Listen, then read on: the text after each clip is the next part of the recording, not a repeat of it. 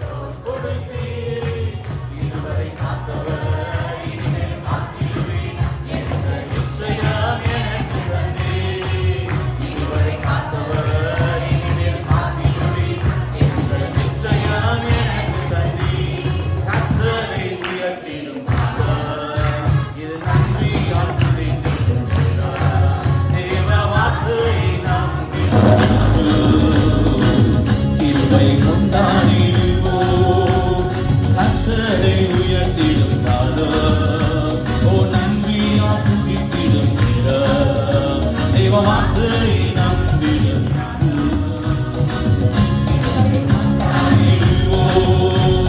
கர்த்தரை உயர்த்திடும் காலம், இதை நன்றியால் துதித்திடும் நேரம். தேவ வார்த்தை நம்பிடும் யாரும் கிருபையை கொண்டாடிடுவோம், கிருபையை கொண்டாடிடுவோம், கிருபையை கொண்டாடிடுவோம். எல்லோரும் கரங்களை தட்டி ஆண்டவரை ஸ்தோத்திரம் பண்ணுவோமா? ஹல்லேலூயா. வேதம் சொல்கிறது, இந்த ஜனத்தை நான் எனக்கென்று ஏற்படுத்தினேன், அவர்கள் என் துதியை சொல்லி வருவார்கள் என்று வேதம் சொல்கிறது. இந்த ஜனத்தை, உங்களை என்னை ஆண்டவர் ஏற்படுத்தினதுக்கு நோக்கம் என்ன? அவரை புகழ்ந்து பாடும்படிக்கா. சுவாசமுள்ள யாவும் கர்த்தரை துதிப்பதாக என்று வேதம் சொல்கிறது. சுவாசமுள்ள யாவும் கர்த்தரை துதிப்பதாக. தாவீது சொல்லுகிறான், தினமும் நான் 7 வேளை உம்மை நான் துதிக்கிறேன் என்று சொல்கிறான். 7 முறை நான் உம்மை துதிக்கிறேன். அதே போல தாவீது சொல்லுகிற அடுத்த காரியம் என்னன்னா, அந்தி சந்தி மத்தியான வேளைகள் ஆண்டவரே நான் உம்மை நோக்கி பாடுகிறேன்ப்பா, நான் உம்மை நோக்கி பாடுகிறேன். என்ன குறிக்கிறது? I would worship you and praise you non-stop, oh God. ஆண்டவரே 7 முறை துதிப்பேன் என்று சொன்னான். இடைவிடாமல் உம்மை ஆராதிப்பேன், இடைவிடாமல் உம்மை துதிப்பேன். Hallelujah. இயேசுவே. In spite of his situations, he praised the Lord. பாருங்க, தாவீதுக்கு எல்லா சூழ்நிலையும் அவனுக்கு துதிக்கக்கூடிய சூழ்நிலையில இல்லை, இருந்தாலும் அவனை கர்த்தரை துதித்துக் கொண்டே இருந்தான். பாருங்க, காடுகள் மேடுகள் அலைந்து திரிந்த போதும் அவரை துதித்தான். அதனாலதான் அவன் கைகளில் கரடியும் சிங்கத்தையும் அவன் கையில ஒப்பு கொடுத்தான். கோலியாத்தை அவன் கையில ஒப்பு கொடுத்தான். ஏன் தெரியுமா? துதிக்கிற மனுஷனுடைய கையில தான் கோலியாத்துகளை கர்த்தர் ஒப்பு கொடுப்பான். உன் வாழ்க்கையில காணப்படுகிற கோலியாத்துகள், உன் வாழ்வில உனக்கு எதிராக வருகிற கோலியாத்துகள், நீ வாயை திறந்து கர்த்தரை துதிக்கும் போது உன் கையில கர்த்தர் அவனை ஒப்பு கொடுப்பான். சத்துருவின் சகல சேனைகளை உன் கைகளில் ஒப்பு கொடுப்பான். உன் கால்களுக்கு கீழாய் நீ அதை நசுக்குவாய். Hallelujah, hallelujah, hallelujah. உனக்கு எதிராக சேலஞ்ச் பண்ணுகிற பிசாசின் ஆவிகளை நீ மேற்கொள்ளுவாய், நீ மேற்கொள்ளுவாய், நீ மேற்கொள்ளுவாய். அவன் கொண்டு வருகிற ஆயுதங்களையே நீ அவனுக்கு விரோதமாய் பயன்படுத்துவாய். ஏன்னா கோலியாத்தினுடைய ஆயுதத்தை தாவீது எடுத்து அவனுக்கு விரோதமாக பயன்படுத்தினான். தாவீதின் கையிலோ ஆயுதம் இல்லை. பாருங்க, உனக்கு விரோதமாய் பிசாசு கொண்டு வருகிற எல்லா ஆயுதங்களையும், ஒருவேளை அவனுடைய கன்னிங்னஸ், அவனுடைய கன்னிங் பிளான்ஸ் எல்லாவற்றையும் கற்ற மாத்தி போடுவார். ஹல்லேலூயா. நீ துதிக்கிற மனுஷனா இருக்கும்போது வாயை திறந்து துதிப்போமா? ஒரு விஷயம் ஆண்டவரை நோக்கி பார்த்து வாயை திறந்து, we praise you Lord, we magnify your name. என் முழு மனதோடு நான் துதிப்பேன்பா. சொல்லுங்க, என் முழு மனதோடு நான் துதிப்பேன், என் முழு மனதோடு நான் துதிப்பேன், என் முழு ஆத்மாவோடு நான் துதிப்பேன், என் முழு பலத்தோடு நான் உம்மை துதிப்பேன், உம்மை நான் ஆராதிப்பேன்பா.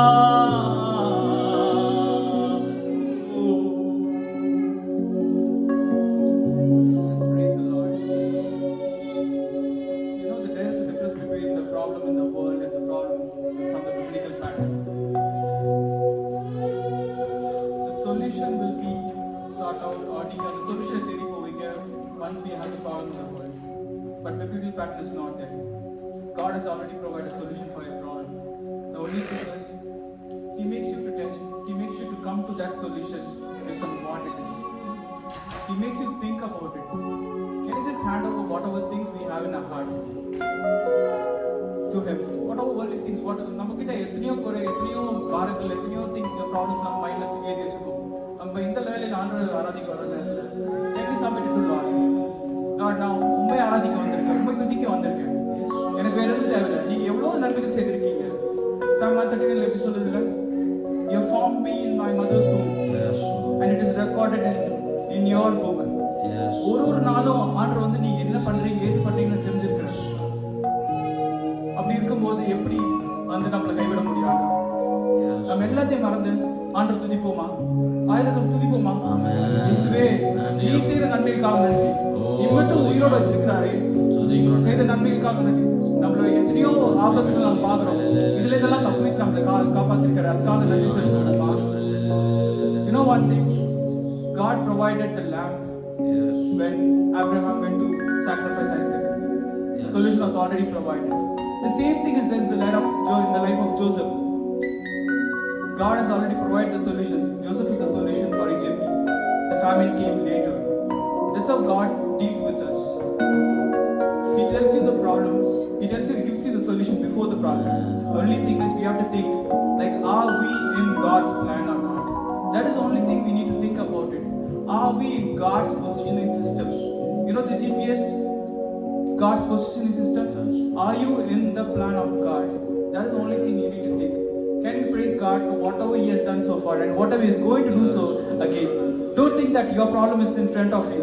There is a solution for a problem and God will give it. Can you lift up your voice and praise your name? Can you sing the song with hope and all this stuff? ஓ என் கர்த்தர் செய்த நன்மையாவும் என்னை முழு மனதாய் ஸ்தோத்திரிப்பேன் நான். என் கர்த்தர் செய்த நன்மையாவும் முழு மனதாய் ஸ்தோத்திரிப்பேன் நான். ஆராய்ந்து முடியாத அதிசயங்கள் செய்தேன், முழு மனதாய் ஸ்தோத்திரிப்பேன் நான். ஆராய்ந்து முடியாத அதிசயங்கள் செய்தேன், முழு மனதாய் ஸ்தோத்திரிப்பேன் நான்.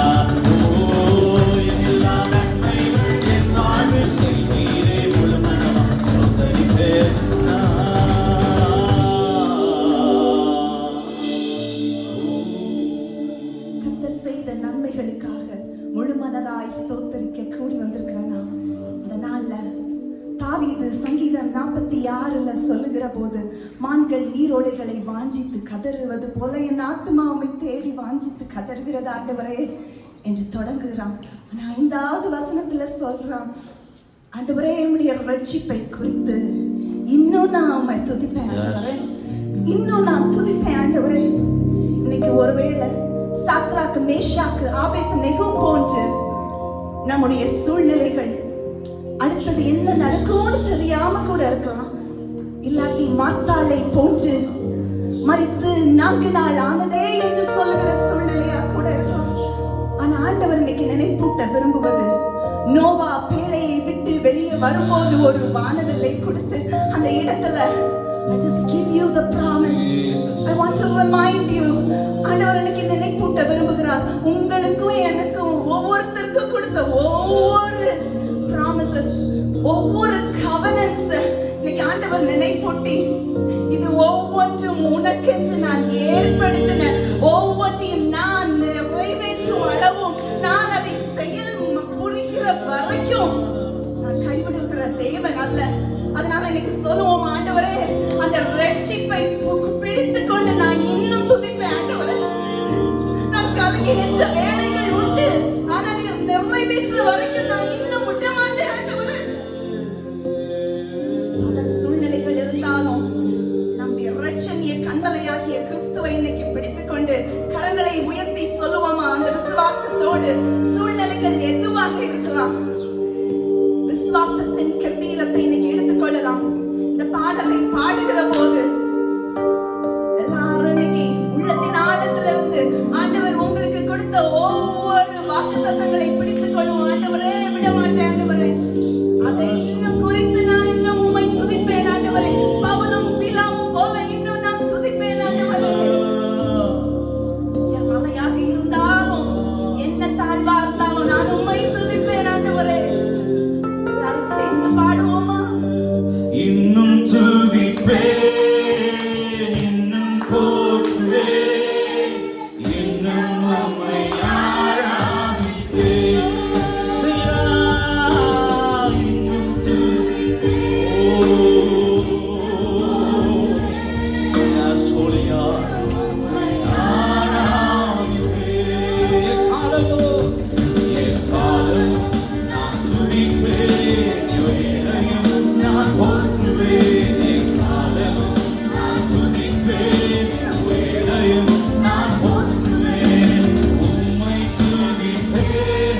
2 கரங்களை உயர்த்தி, உம்மை இதயங்களை உயர்த்தி ஆண்டவரை பார்த்து சொல்லுங்க, உம்மை நான் ஆராதிப்பேன்.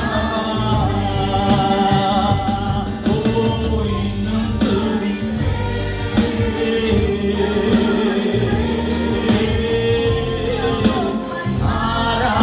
ஆராதிப்பேன். யாரின் வேதனை, யாரின் வேதனை பெருகினான், மரணத்தின் பயம் என்னை சூழ்ந்தாலும், யாரின்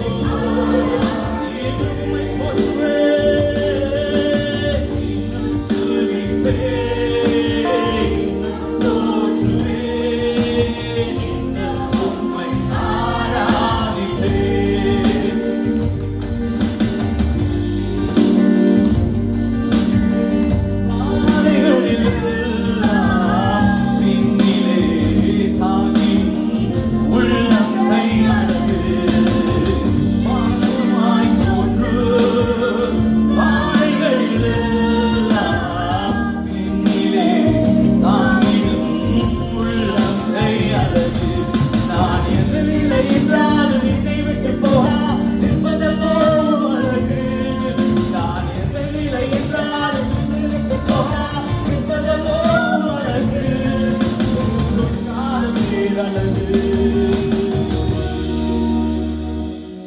உயர்மலையோ சமவெளியோ இரண்டும் நீரே என் தேவன். உயர்மலையோ சமவெளியோ இரண்டிலும் நீரே என் தேவன். எந்த நிலையிலும் மாறாதிடுவே இயேசுவை ஆராதிடுவே. உலகத்தின் கண்ணில் பெரும்பான்மை என்றால் அதிகம் பேர் நிற்பதே அவர் சொல்லும் கணக்கு. அப்பாவும் கண்ணில் மனிதனாயினும் நீ துணை நிற்பதால் பெரும்பான்மை என்று. அடவோடு என்று சொன்னால் பாடலை நின்றால் பிள்ளைகளோடு உமக்கு. அடவோடு என்று சொன்னால் பாடலை நின்றால் பிள்ளைகளோடு உமக்கு. இல்லாத தகப்பனுக்கு உயர்மலையோ சமவெளியோ இரண்டிலும் நீரே என் தேவன். ஓ அவரை பார்த்து சொல்லுங்க. உயர்மலையோ Yes, Lord. இரண்டிலும் நீரே என் தேவன். அப்பா நீரே என் தேவன். நிலையிலும் ஆராதிடுவேன் என் இயேசுவை முழு மனதோடு.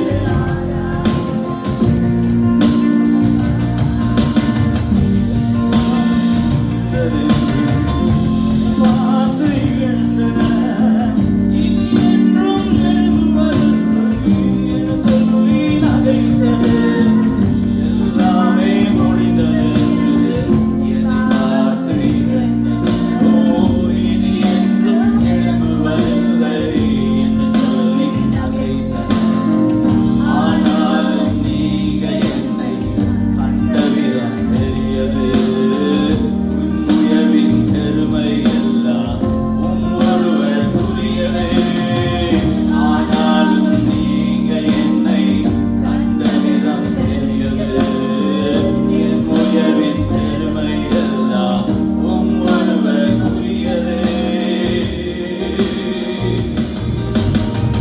நீ மட்டும் பெருகணும். Yes. நீ மட்டும் பெருகணும். Yeah. நீ மட்டும் பெருகணும். நீ மட்டும் இயேசுவை சொல்லுங்க. நீ மட்டும் பெருகணும்.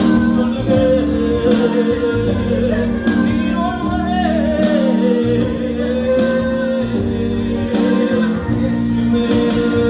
நீ மட்டும் பெருகணும். Yes, Lord.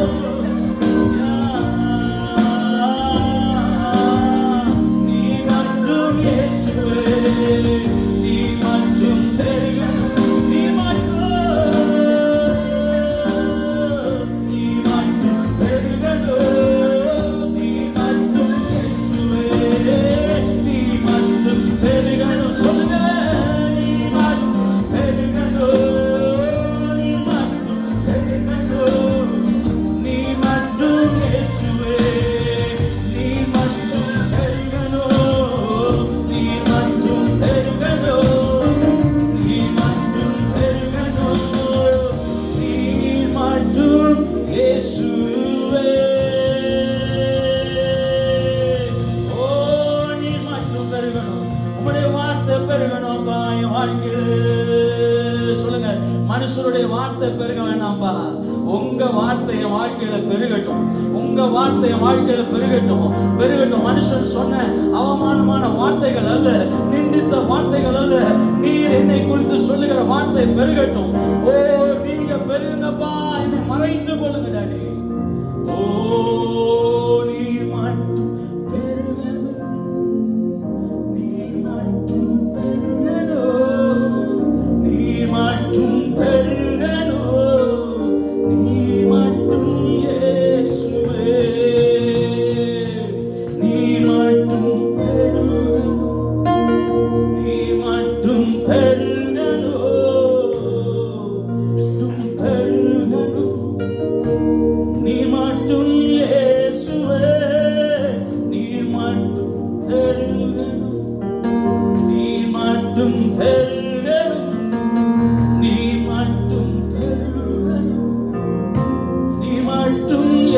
அப்படியே சொல்லுங்க, நீ மட்டும், ஓ நீ மட்டும், உங்க பிரஷர் பெருகட்டும், என் வாழ்க்கையில பெருகட்டும்ப்பா.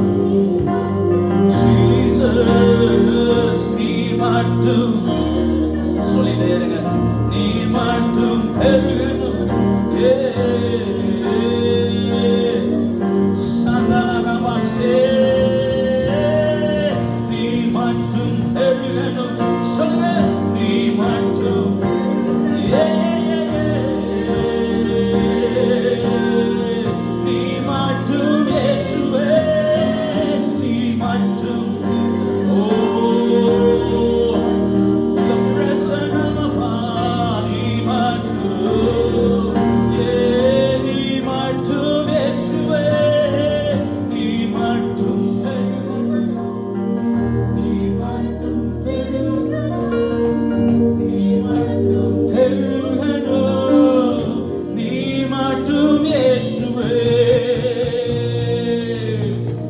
மனுஷன் முகத்தை பார்ப்பான், உங்க திறமையை பார்ப்பான், உங்களால உங்களுக்கு ஏதாவது பிரயோஜனம் உண்டான்னு பார்ப்பான்.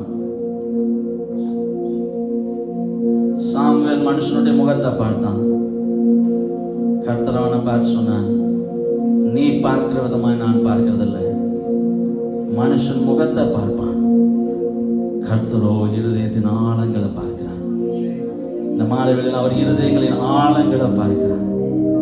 நீ உடைக்கப்பட்ட மனுஷனாய் வந்திருக்கலாம், உடைக்கப்பட்ட மனுஷனாய் வந்திருக்கலாம், உடைக்கப்பட்ட பாத்திரத்தை போல ஆனேன் என்று சொல்லலாம். ஆனாலும் அவருடைய கரம் இந்த மாலை வேளையில உன்னை தேடி வந்திருக்கிறதப்பா, உன்னை தாங்கும்படி வந்திருக்கிறது. உடைக்கப்பட்ட பாத்திரத்தை போல நான் இருக்கிறேன், என்னால என்ன பிரயோஜனம் இருக்க முடியும்னு சொல்றீங்களா? அவருடைய கரத்துல ஒப்பு கொடுங்க பார்ப்போம். ஆண்டவர் மகிமையான பாத்திரமா எடுத்து பயன்படுத்துவார், மகிமையான பாத்திரமா அவங்களை எடுத்து பயன்படுத்துவார். அவருக்கு உடைக்கப்பட்ட பாத்திரங்கள் தான் வேணும், உடைக்கப்பட்ட பாத்திரங்கள் தான் வேணும். அவருடைய கரத்துல நீங்க சொல்லுங்க, ஆண்டவரே என்னை கொண்டு ஏதாகிலும் பிரயோஜனம் இருந்தா என்னை பயன்படுத்துங்கப்பா. நான் உடைக்கப்பட்டவனை போல இருக்கிறேன், யாருக்கு ஒரு பிரயோஜனமற்றவனை போல காணப்படுகிறேன். ஓ சொல்லுங்க, சொல்லுங்க, நீர் மாத்திரம் என் வாழ்க்கையில பெருகுங்கப்பா, என்னை மறைத்து கொள்ளுங்கப்பா. என் திறமைகள் அல்ல, என் சாமர்த்தியம் அல்ல, நீர் ஒருவரே என் வாழ்விலே பெருகுவீராக, பெருகுவீராக.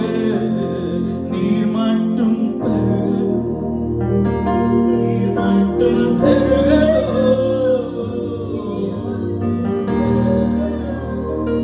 நீர் மட்டும் இயேசுவே, நீ மட்டும் பெருகு, நீ மட்டும் பெருகு, நீ மட்டும் பெருகு. இயேசுவே நீ மட்டும் பெருகு.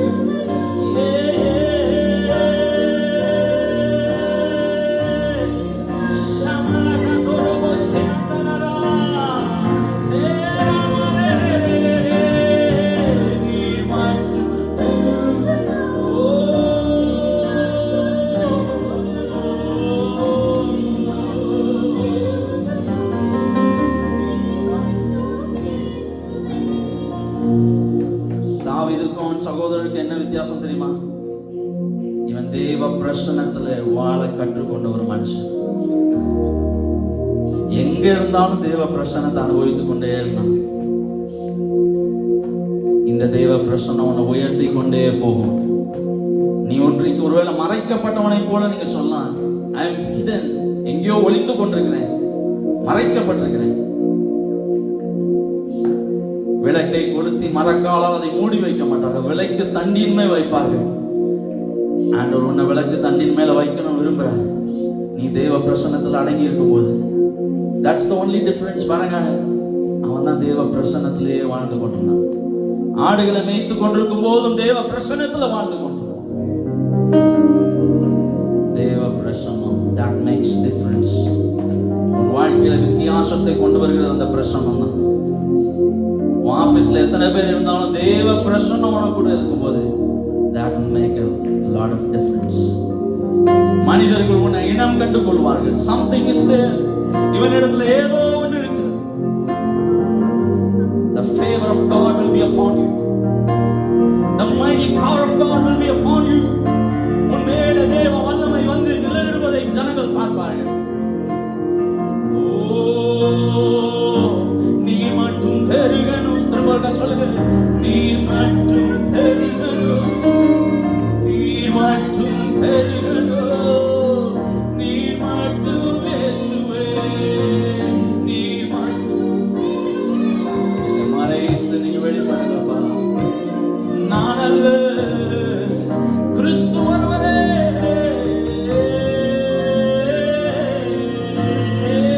நீ மட்டும் பெருகணும், ஓ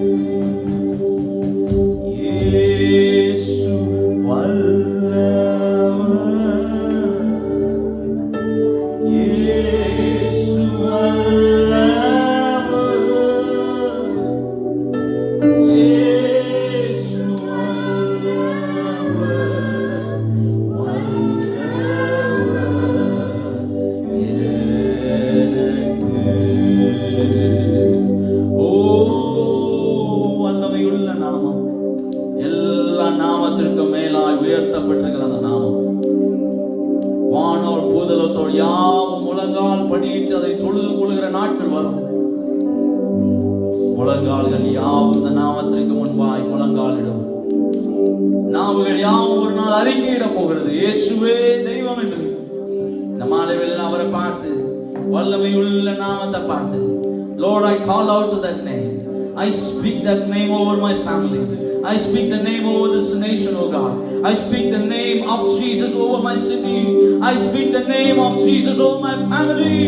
I speak the name of Jesus over my community, oh God. நாம இயேசுவின் நாமத்தை பேசுகிறோம்ப்பா. எல்லா நாமத்திற்கு மேலான நாமம் உடையவரே. ஓ, அற்புதங்களை செய்கிற நாமம் அது. ஓ, அதிசயங்களை நடப்பிக்கிற நாமம் அது. ஓ, பிசாசு நடுங்குகிற நாமம் அது.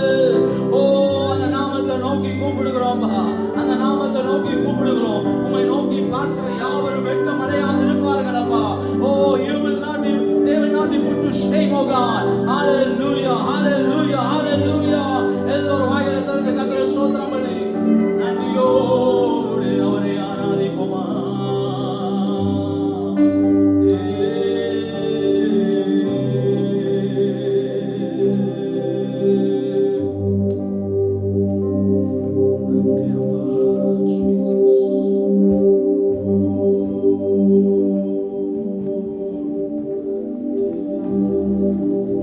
ஹல்லேலூயா. ஸ்தோத்திரிக்கிறோம், ஸ்தோத்திரிக்கிறோம், ஸ்தோத்திரிக்கிறோம். தகப்பனே, உம்மை நன்றியோடு நாங்கள் உம்மை துதிக்கிறோம், உம்மை ஸ்தோத்திரிக்கிற ராஜா.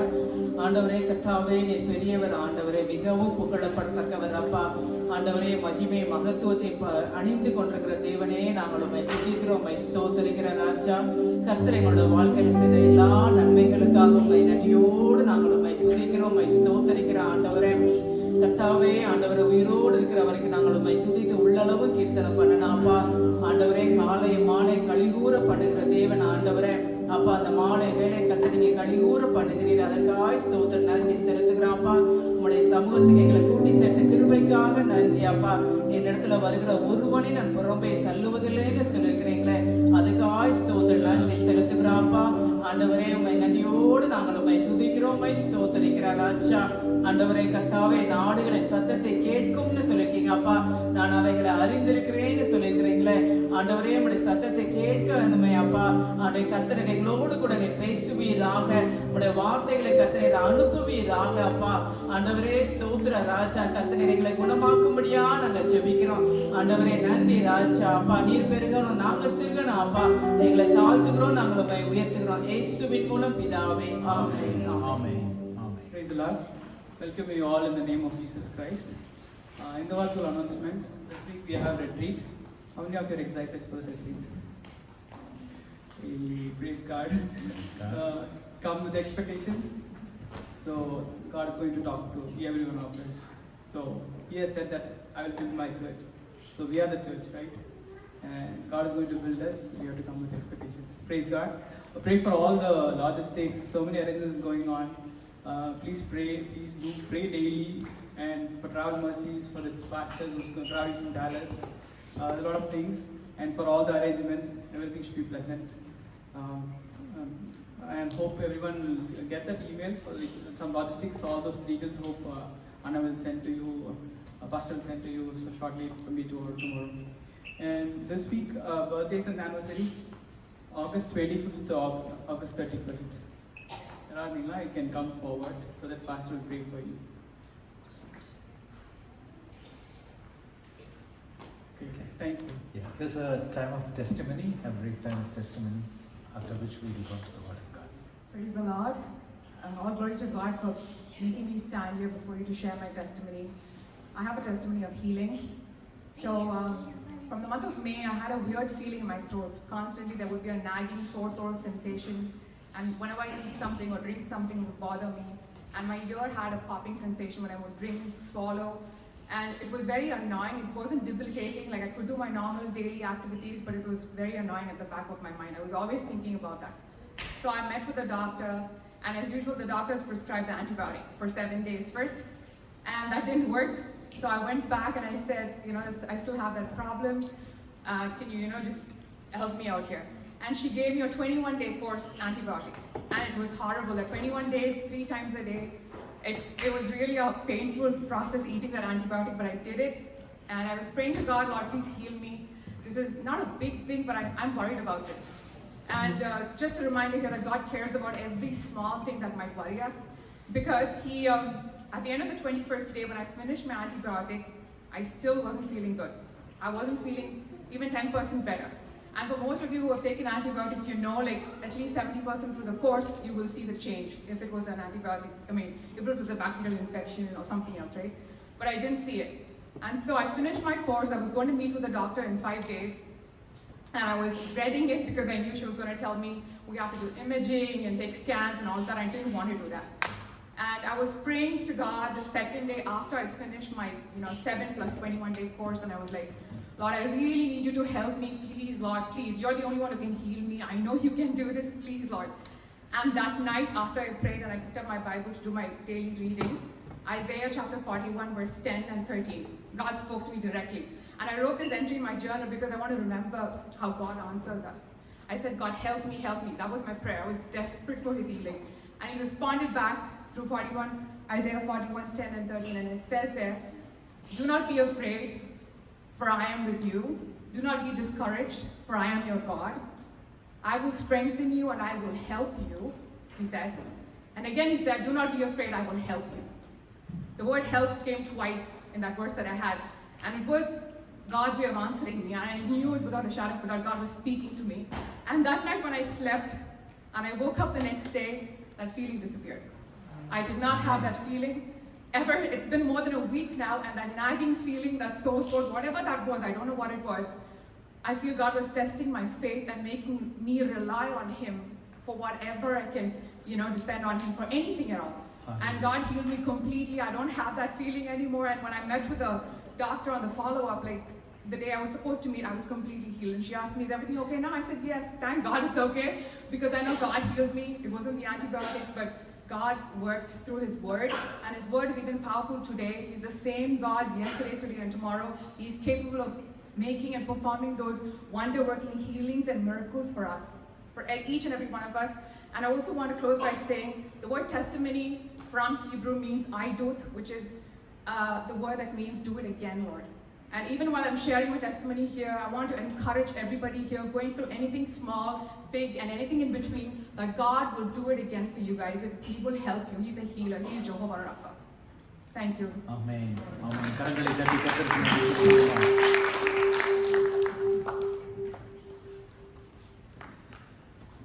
கர்த்தர் நல்லவர். எத்தனை பேருக்கு உங்களுடைய வாழ்க்கையில இந்த நேரத்திலே கூட என்னன்னு டயக்னோஸ் பண்ண முடியல பிரதர், ஆனா அப்படி இருக்கு ஒரு மாதிரி என்று எத்தனை பேருக்கு காரியங்கள் இருக்கலாம், அறியாத புரியாத காரியங்கள். கர்த்தருடைய கரத்துல அதை நான் ஒப்பு கொடுப்போம். Children are dismissed for Sunday school. There are a lot of things that we don't understand, that we don't comprehend, that we don't anticipate. நாம் எதிர்பார்க்காத, நாம் புரிந்து கொள்ள முடியாத, நாம் நினைத்திராத பல காரியங்கள் நம்முடைய வாழ்க்கையில வருகிறது. சில நேரங்களில் யோசிக்கிறோம், இது ஏன் என் வாழ்க்கையில வந்தது என்று நாம் யோசிக்கிறோம், சஞ்சலப்படுகிறோம்.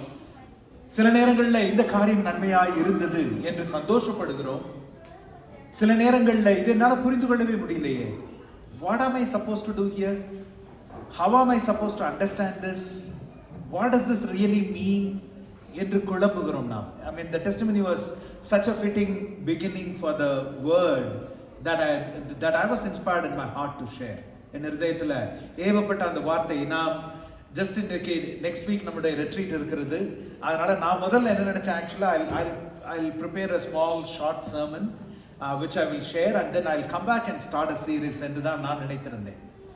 பட் நான் இந்த டாபிக்ல நான் ஆயத்தமாக துவங்கின உடனே it just non-stop it kept pouring in. கர்த்தருடைய ஆவியானவர் அபரிமிதமாய் வழி நடத்தினார். எத்தனை காரியங்களை குறித்து பேசினார். So that, like I said, from the testimony itself I want to pick up one thing. I will be with you.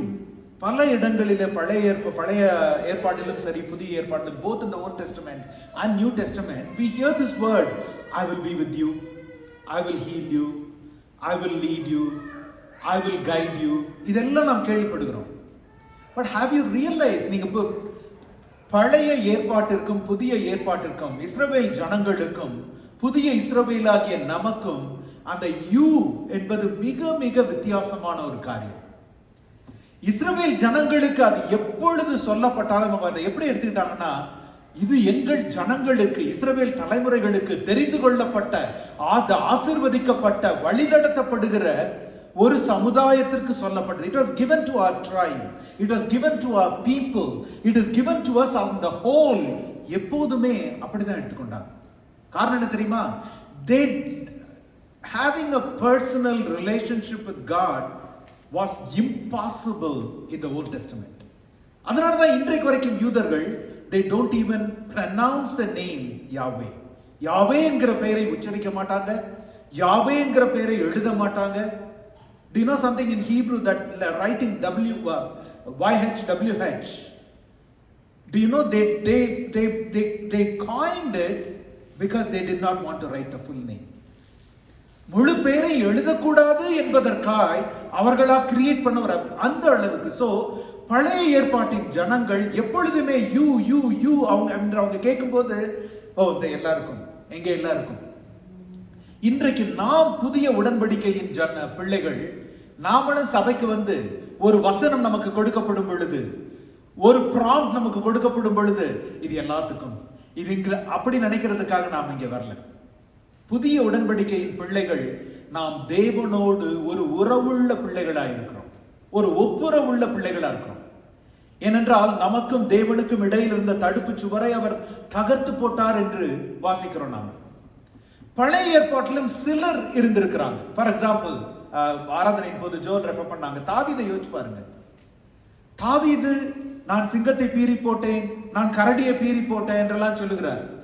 சிங்கம் வந்தோடனே, கரடி வந்தோடனே, do you picture David really falling on his prostrate and praying? தாவீதுக்கு அந்த சிறு வயதுல தேவனை குறித்த அதிக உணர்வு இல்லாம இருந்திருக்கலாம். ஆனா தாவீது அறிந்திருந்தது, என் தகப்பன் எந்த ஆபத்து வந்தாலும் முதல்ல இதைத்தான் செய்வார். அவர் தேவனிடத்திலே மன்றாடுவார். My dad will always fall prostrate before the Lord. My dad will always call upon the Lord. அதை நான் உணராம இருக்கலாம். ஆனா பாருங்க தனக்கு அருகாமையில இருக்கிற தேவனை தாவீது அறியாமல் இருந்திருந்தார். ஆனால் தாவீதே நினைக்காத அறியாத வேளையில தேவன் தன்னை அவர் தாவீதுக்கு வெளிப்படுத்தினார். யோசிச்சு பாருங்க, அந்த கோலியத்து முன்னாடி போய் நிற்கும் பொழுது தாவீதுக்கு என்ன நிச்சயம் இருந்திருக்க கூடும்? தன்னுடைய இருதயத்துல என்ன நிச்சயம் இருந்திருக்க கூடும்? தன் தகப்பனுடைய தேவன் என்கிறதை தவிர வேற நிச்சயம் கிடையாது. ஆனா நாம புதிய உடன்படிக்கையின் பிள்ளைகளோ, எங்க அப்பாவுடைய விசுவாசம், எங்க அப்பா நம்புகிற தேவன், எங்க அம்மா நம்புகிற தேவன், என் சபை நம்புகிற தேவன், நான் பாரம்பரியமாய் வளர்க்கப்பட்ட தேவன், வளர்த்து சொல்லிக் கொடுக்கப்பட்ட தேவன் என்பதல்ல. அவர் என் தேவன், அவர் என் தகப்பன், நான் வணங்குகிறவர் இன்னார் என்று அறிந்திருக்கிறேன் என்று யோபு சொல்ல முடியும் என்றால், நாம் அதை விட 1000 மடங்கு சொல்ல முடியும், 1000 மடங்கு சொல்ல முடியும். இந்த நாளில் நான் என்னுடைய இருதயத்தில் ஏவப்பட்ட காரியம் தேவ பிரசன்னத்தை குறித்து பேசும்படியாய் நான் ஏவப்பட்டேன். நான் தான் சொன்னேன் ஆரம்பத்தில், I thought of this as a kind of a stopgap sermon that I will do today, but it will go to multiple weeks. நம்ம பரவாயில்ல, that doesn't matter. We don't need to rush the word of God. இப்போ suppose if I ask you, தேவ பிரசன்னம் என்றால், what is your definition of presence of God? தேவ பிரசன்னம் என்றால் உங்களுடைய ஒரு டெஃபினிஷன் என்ன? யாராவது சொல்ல முடியுமா? It's okay, பேசலாம். No, there's nothing wrong with it. What do you mean by the presence of God? உங்களுக்கு நான் வந்து வேதத்தின்படி நீங்க ஞானம் ரொம்ப அந்த வசனங்களை அப்படி நான் கேட்கல. இப்ப யாராவது ஒருத்தர் தேவ பிரசன்னம் என்று உங்களிடத்துல சொல்லுவார்கள், what is the presence of God for you? தேவ பிரசன்னம் என்பது யாராவது? God is with us always. தேவன் என்னோடு எப்பொழுதும் இருக்கிறார். இப்போ God is with us always னா in what way, in what form? இப்போ இந்த இடத்துல தேவன் இருக்கிறார் என்று சொல்றோம். தாவீது சொன்னது போல என்னுடைய அலுவலகத்தில் நான் வேலை செய்யும் போது என்னோடு இருக்கிறார் என்று சொல்றோம். What is, how do we, இப்போ நம்ம சபையில இருக்கிறதுனால நாம இதை we could really explain and understand. Suppose ஒரு நான் பிலீவர் நம்ம இடத்துல வந்து from outside he comes and asks us, ஏன்பா எப்பவுமே தேவ பிரசன்னம், தேவன் உன்னோட இருக்கிறார், தேவன் உன்னோட இருக்கிறார்ன்றியே, எனக்கு கொஞ்சம் அதை காமிக்க முடியும்? How? எனக்கு அதை கொஞ்சம் காமிக்க முடியுமான்னு கேட்டா என்ன சொல்லுவோம்? How would we explain it to somebody else if we were to explain God's presence? நம்ம அந்த ஒரு அதை குறித்து பேசும்படியாய் அந்த ஒரு தெளிவு, தேவ பிரசன்னம் என்பது வேதத்துல பல காரியங்களை செய்திருக்கிறது. பல நேரங்கள்ல நாம் என்ன நினைக்கிறோம் தெரியுமா? தேவனுடைய கிரியையை அவருடைய பிரசன்னமாக நாம் எடுத்துக்கொள்கிறோம். இப்படி ஒரு பலத்த அற்புதங்கள் நடந்தது, இப்படி ஒரு பலத்த காரியங்கள் நடந்தது, இது நடந்ததுனாலே தேவன் அந்த இடத்துல இல்லாம அது நடந்திருக்க முடியாது, அதனால தேவ பிரசன்னம் அந்த இடத்துல இருக்கிறது. தேவனுடைய கரத்தின் கிரியைகளையும் தேவனுடைய பிரசன்னத்தையும் நான் ஒப்புமைப்படுத்தி பார்க்கிறோம். தேவ பிரசன்னம் இல்லாமல் தேவன் நடப்பித்த காரியங்கள் அநேகம் வேதத்துல உண்டு நமக்கு, பழைய ஏற்பாட்டிலும் சரி புதிய ஏற்பாட்டிலும் சரி. அதனால இந்த ஒரு சில வாரங்கள் தேவ பிரசன்னம் என்றால் என்ன? What does it mean by the presence of God? Personally, what does it mean? எனக்கு என் வாழ்வில நான் பிறருக்காய் ஜெபிக்கிறேன், பிறர் எனக்காய் ஜெபிக்கிறாங்க. அப்போ தேவ பிரசன்னம் என்பது எப்போ அவங்க ஜெபிச்சா எனக்கு வருமா, இல்ல நானா ஜெபி, அந்த ஒரு பிரசன்னத்தை குறித்துதான ஒரு தெளிவை குறித்து நாம் இந்த சில நாட்கள்ல பழைய ஏற்பாட்டின்படி நீங்க பிரசன்னம்ன்றது என்ன தெரியுமா? You know, the word for that presence is actually panim. The word panim, that's the word for the presence. அதோட இன்னொரு மீனிங் என்ன தெரியுமா? Face, the face of God. பழைய ஏற்பாட்டில் what they thought is that it's a very personal encounter with God was what called the presence of God. Unapproachable encounter, an elite encounter, an exclusive experience. சாதாரணமா அல்ல. பழைய ஏற்பாட்டில் முகமுகமாய் அவரை தரிசித்தேன் நம்ம சொல்லுவோம் தெரியுமா தமிழ்ல, அற்புதமான ஒரு அனுபவம். எங்களுடைய ப்ராஃபெட்ஸ், எங்களுடைய தீர்க்கதரிசிகள் தேவனோடு தேவ பிரசன்னத்துல இருந்தார்கள். மோசே தேவ பிரசன்னத்துல இருந்தான். ஆபிரகாம் தேவ பிரசன்னத்துல இருந்தார். So அந்த word, the very word panim basically means the face of God. The face of God, அவருடைய ஒரு physical presence, அவருடைய. ஆனால் தேவன் ஆவியா இருக்கிறார். அவரை தொழுது கொள்ளுகிறவர்கள் ஆவியோடும் கருத்தோடும் அவரை தொழுது கொள்ள வேண்டும் என்று புதிய உடன்படிக்கையில நாம் வாசிக்கிறோம். பாருங்க, பழைய உடன்படிக்கை நமக்காக எழுதப்பட்டது, புதிய உடன்படிக்கை நமக்கு எழுதப்பட்டது. In other words, the Old Testament was written for us, New Testament is written to us. நாம புதிய உடன்படிக்கையின் பிள்ளைகள். ஆனா பல நேரங்கள்ல நாம் தேவ பிரசன்னத்தை குறித்து பேசும் பொழுது பழைய உடன்படிக்கையின் விதமாகவே அதை நாம் பார்த்து கொண்டிருக்கிறோம். We look at it in the old covenant way, and the desire of my heart is to bring us to an awareness of the presence of God in the new covenant. புதிய உடன்படிக்கையில தேவ பிரசன்னத்தை நான் உணர்கிறது எப்படி? How do I experience? How do I understand? How do I comprehend the presence of God in my life? In my life, நான் ஜெபிக்காத வேளைகளில, நான் அலுவலகத்தில் இருக்கிற வேளைகளில, நான் ஒரு வியாதிப்பட்டு இருக்கிற வேளைகளில, நான் ஒரு நல்ல சந்தோஷமாய் எல்லா வேளைகளிலும் தேவ பிரசன்னத்தை நான் உணர்கிறது எப்படி? There is another word in Greek word for the presence of God, which is called the prosophone. Prosophone has the same Semitic meaning in terms of God's presence. Relatively ஒரு புதிய உடன்படிக்கையின்படி நம்ம தேவ பிரசன்னத்தை நம்ம டிஃபைன் பண்ணணும்னா, how do we really define this? It's a close awareness of God as a person, not as somebody who's far away. புதிய உடன்படிக்கையின்படி தேவ பிரசன்னத்தை நாம விளக்க வேண்டும் என்றால் நமக்கு மிக மிக அருகில் இருக்கிற ஒரு நபர், அவரை குறித்ததான ஒரு உணர்வு, அவரை குறித்ததான ஒரு தொடுதல் நமக்குள்ள இருக்கும், நமக்குள்ள தெரியும். நம்ம தமிழ் இலக்கியம் தெரிந்தவர்களுக்கு இது தெரியும். அந்த அச்சம், மடம், நாணம், அதெல்லாம் ஞாபகமாக இருக்கா யாருக்காது படிச்ச அந்த காரியங்கள்லாம்? ஸோ அதுல ஐந்தாவது சென்ஸ் ஒன்று சொல்லுவாங்க தெரியுமா? பயிர்ப்பு. பயிர்ப்புன்னா என்ன தெரியுமா? The sensory perception of inferring things that are not seen or that are not felt. பாருங்க, எபிரேயர் 11:1 என்ன சொல்லுகிறது? காணக்கூடாதவைகள், நம்பக்கூடாதவைகள். See, there is a sensual feeling of a real person present with you. When Shadrach, Meshach and Abednego were in the furnace, அவங்க அந்த எரிகிற சூளையிலே தூக்கி போடப்பட்ட பொழுது அவர்கள் உணர்ந்தது மாத்திரமல்ல, வெளியில் இருக்கிறவர்களும் காணும்படிக்காய் the presence of the person. பல நேரங்கள்ல என்னுடைய விசுவாசத்தின் ஆரம்பம் நம்ம நினைக்கலாம், ஓ இது ரொம்ப ஒரு எலிட் ஸ்பிரிச்சுவல் எக்ஸ்பீரியன்ஸ், நல்ல அனுபவப்பட்டு ஒரு 20-30 வருஷங்கள் கிறிஸ்தவங்களா இருந்து அதற்கப்புறம் உணர்கிற ஒரு காரியம் என்று நாம் நினைக்கலாம்.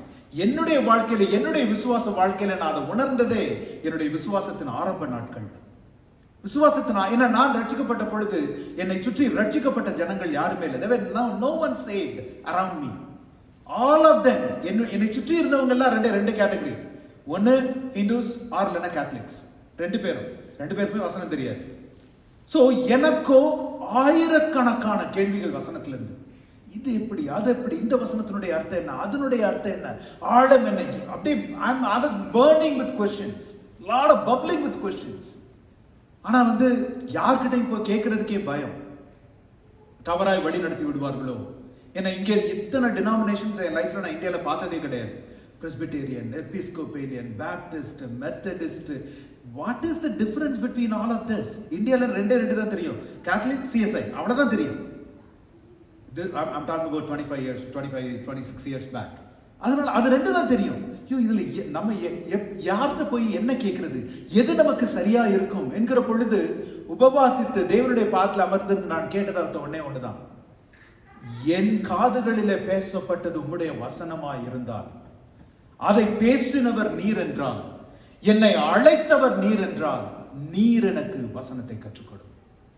அப்பா நீங்க எனக்கு கற்றுக் கொடுங்க, உலகத்தின் ஆசாரியர்கள் எனக்கு வேண்டாம், நீர் எனக்கு கற்றுக் கொடுங்க என்று அவரிடத்துல வாஞ்சையாய் ஜெபித்த பொழுது, சில நாட்களிலே அதிகாலையில எழுந்து வசனத்தை வாசிக்கிற பொழுது literally I used to feel somebody sitting next to me. எனக்கு அடுத்து யாரோ அமர்ந்திருக்கிற விதமாய் வேதத்தின் வசனங்கள் எழும்பி வரும். அப்படியே as if somebody is really dramatically acting the words in front of me. The words will rise up and come. ஒரு உயிருள்ள உணர்வுள்ள வசனம் என்று நான் அதாவது ரொம்ப பிரசங்கத்துல சொல்லி கேள்விப்பட்டிருக்கேன். அது ஜீவனுள்ள வசனம், அது ஜீவனுள்ள வசனம் என்று சொல்லி கேள்விப்பட்டிருக்கேனே தவிர, பெரிய தேவ மனுஷர்கள் சொல்லி கேள்விப்பட்டிருக்கேனே தவிர, அதை முதலாய் உணர்ந்தது அப்போதுதான். அந்த வசனத்தின் ஆழத்தை ஆவியானவர் எனக்கு கற்றுக் கொடுத்த பொழுது. இது எதற்காக நான் பகிர்ந்து கொள்றேன்னா, இந்த அனுபவம் எனக்கு ரொம்ப பெரிய ஞானியானதுக்கு அப்புறம், வேதத்துல அதிக அறிவு வந்ததுக்கு அப்புறம், அல்லது அதிகம் ஒரு 60 வருஷம் ஜெபித்ததுக்கு அப்புறம் வரல.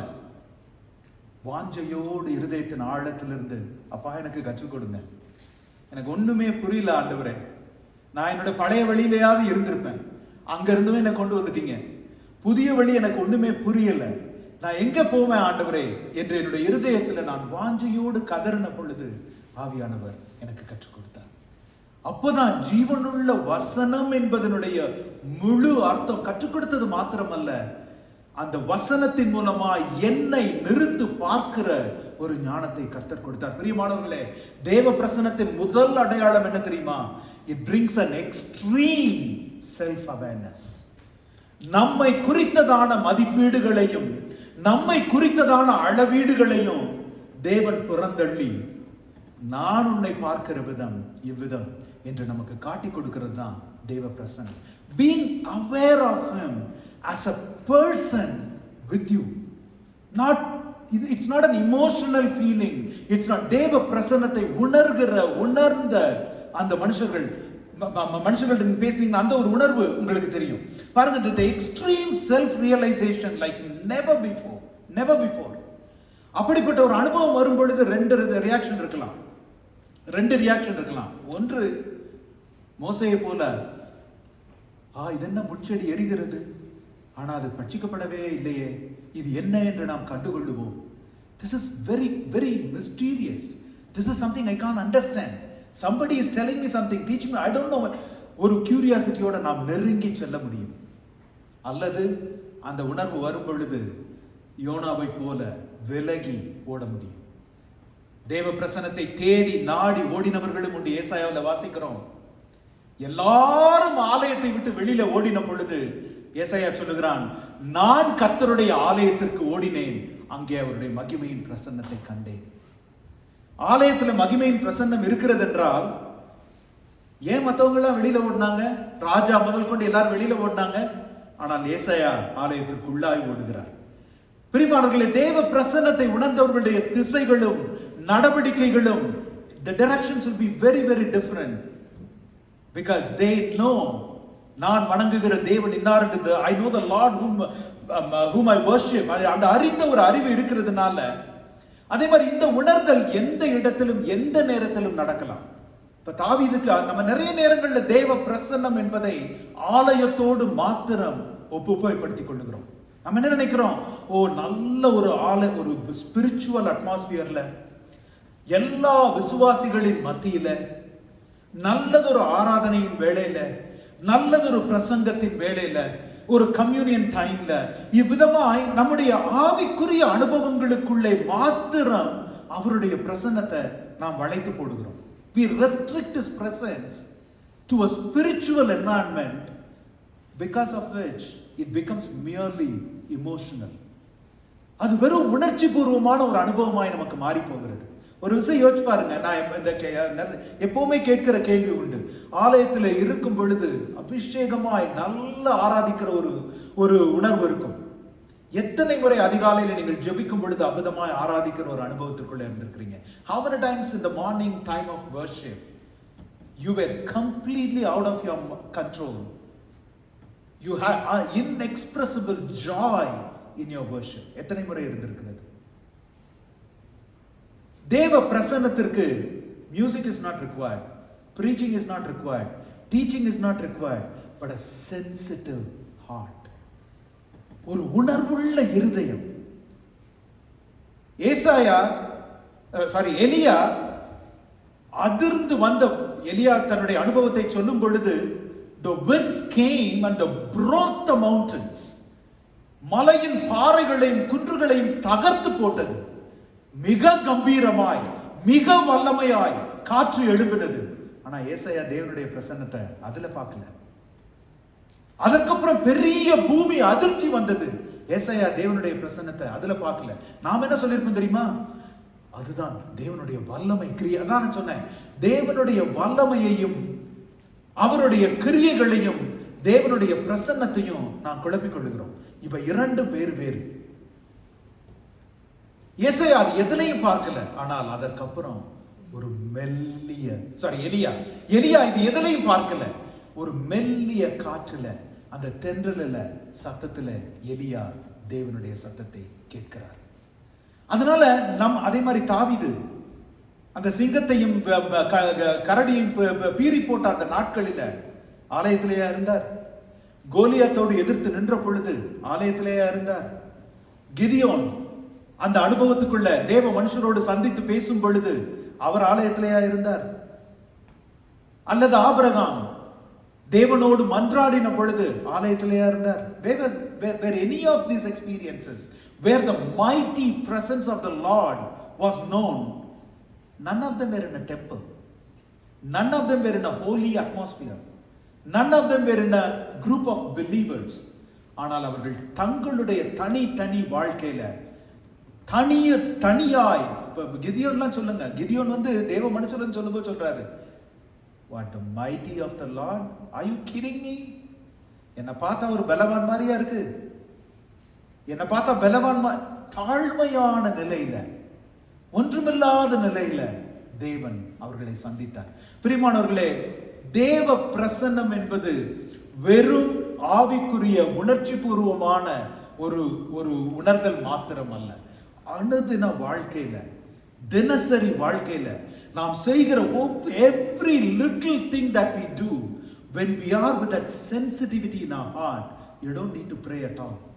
ஜெபிக்க வேண்டிய அவசியம். பவுல் அப்போஸ்தலனுடைய வாழ்க்கையில பல இடங்களில அதை பார்க்கிறோம். பவுல் அப்போஸ்தலர் சொல்லுகிறார், நான் போகிற பட்டணங்கள் தோறும் எனக்கு உபத்திரவங்கள் காத்திருக்கிறதை பரிசுத்த ஆவியானவர் எனக்கு அறிவிக்கிறார் என்று பவுல் அப்போஸ்தலர் சொல்றார். கொரிந்தியர் நிருபத்துல பவுல் அப்போஸ்தலர் பக்கத்துல இயேசுவானவர் நிற்கும் பொழுது அந்த அதிகாரம் முழுவதை வாட்சி பாருங்க.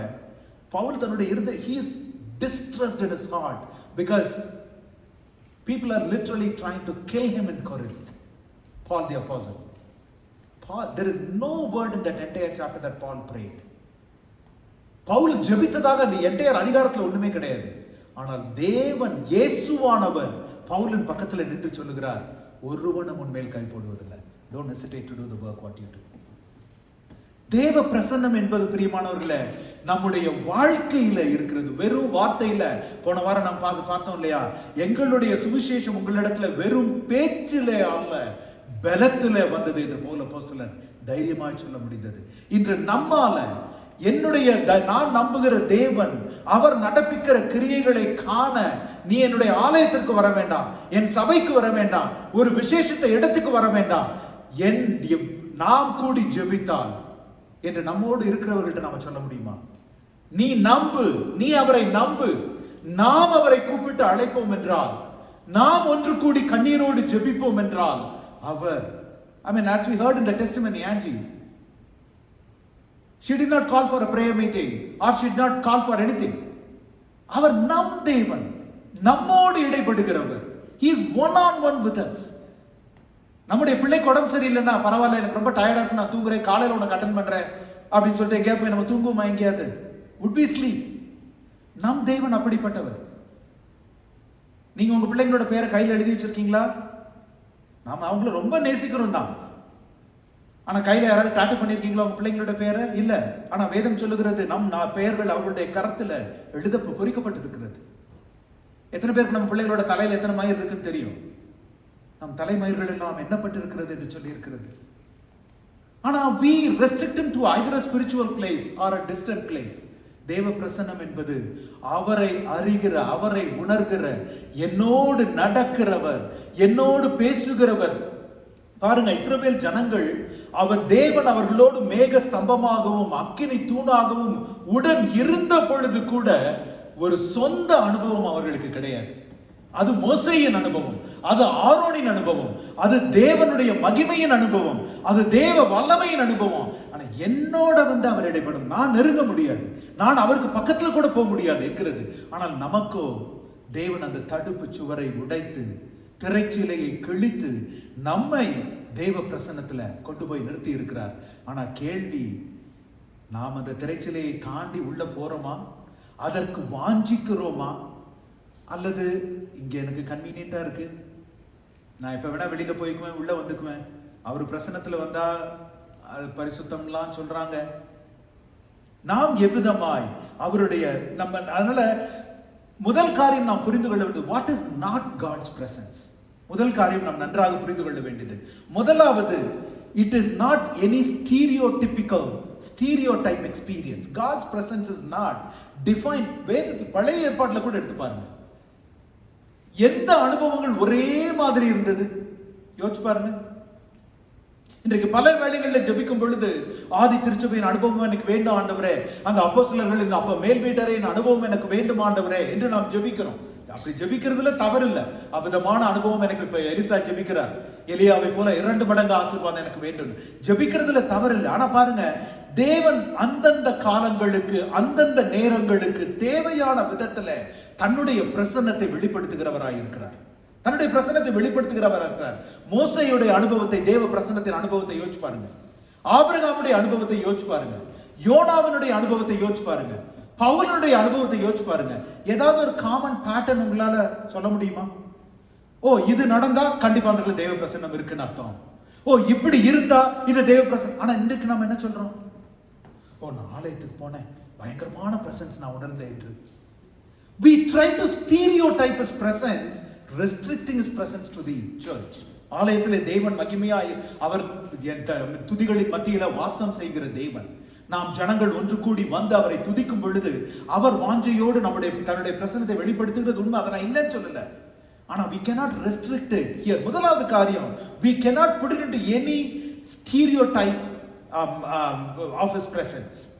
அவரவர் காலங்களுக்கும் நேரங்களுக்கும் சமயங்களுக்கும் சூழ்நிலைகளுக்கும் ஏற்ற விதமாய் தேவனுடைய பிரசன்னம் நம்முடைய வாழ்க்கையில வெளிப்படும். ஏன் தெரியுமா?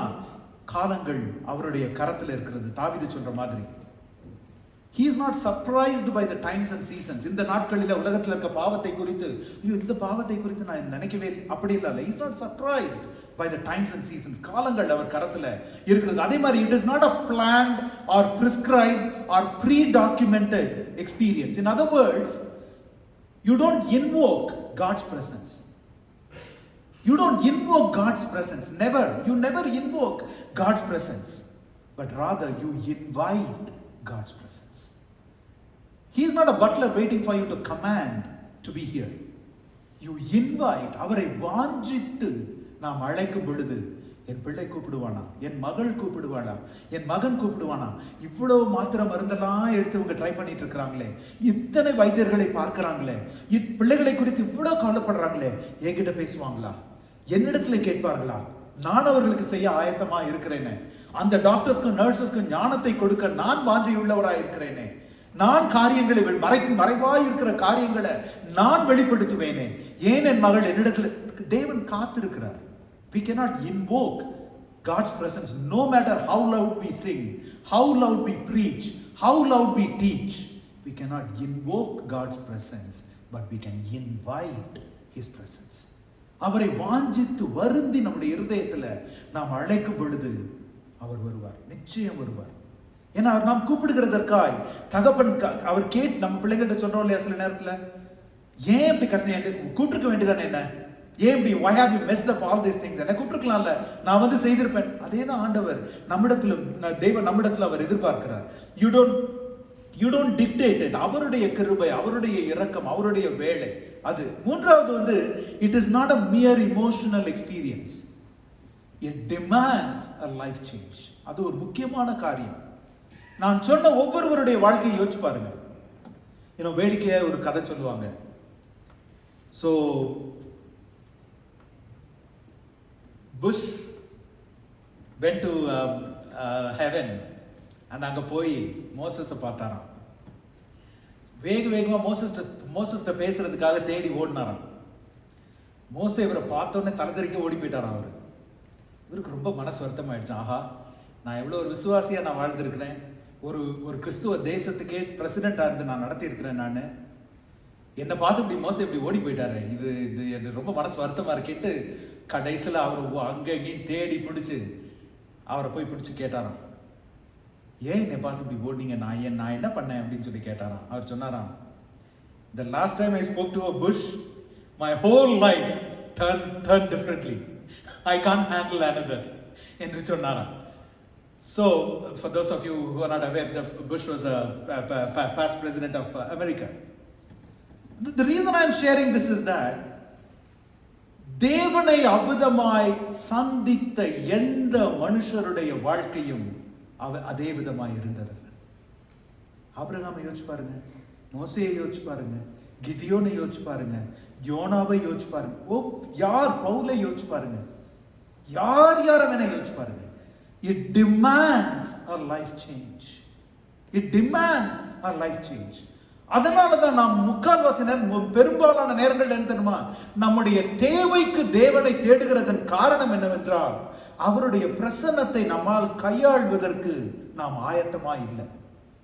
அவருடைய பிரசன்னம் எப்பொழுதுமே என்னோடு இருந்தா, can I handle it? Because Israelites could not handle it.